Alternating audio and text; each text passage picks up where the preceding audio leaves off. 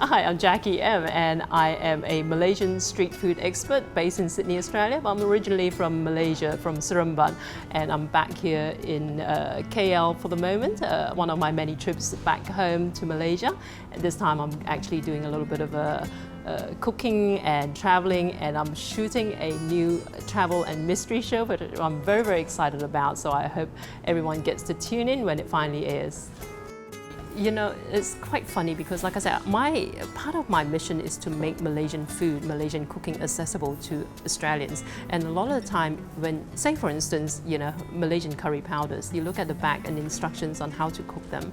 You're not using just the curry powder, you're not using just onion and garlic, but they add a lot of other ingredients that you have to put together to make a proper rempah. And I try and tell the Australians that, look, you know, you can get rid of 90% of it. Just have some onion and garlic, easily accessible anywhere in Australia, you know, puree or mince them, and then add the curry powder, mix it to a paste and saute it, and you're pretty much well on your way to making a very nice, authentically flavoured Malaysian curry. And the problem at the moment is most Australians don't actually know how to use curry powder itself. They think you kind of like, you know, get a spoonful of it and mix it into some hot water and there you go, you get a curry. So there's that little bit of a learning curve that you've got to overcome to some extent as well. Malaysian dish that I wouldn't give up? I think char kway teow. Yeah? Char kway teow, yeah. Not my own version because I'm so sick of I know it sounds really silly, but you know, I think there's just so many different varieties of char kway teow out there. I love char kway teow with the sea ham, the blood cockles and that sort of stuff, which I can't make myself because I can't get blood cockles. But no, I would love to have that, you know, every day. You know, one that really stands out was when I went to Malacca, because we were talking about Malacca before.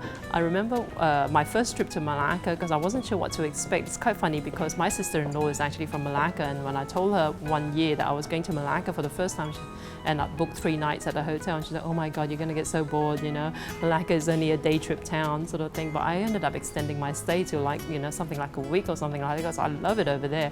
But one memory of Malacca for me was just running down from my hotel where I was staying to this nearby kind of like night store that's set up just outside this shop that closes obviously, you know, after business hours, and they just cook char kway teow there, and oh my, and it's wrapped in newspaper and all that. Yeah, oh my goodness.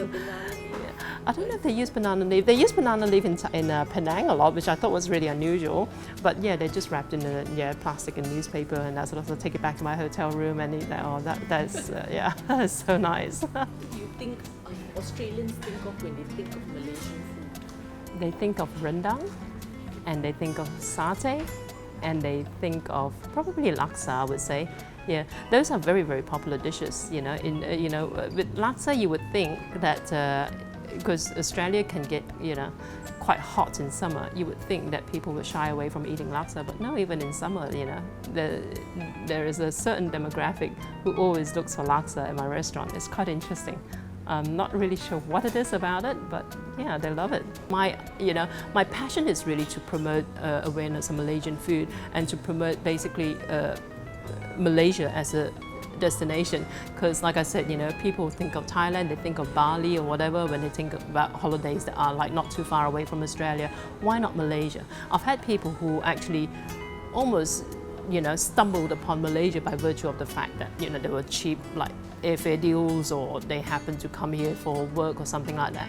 And their eyes are completely opened about how much Malaysia has to offer, you know, to the average traveller, and you know, and certainly to a family kind of like, you know, sort of like as a family holiday.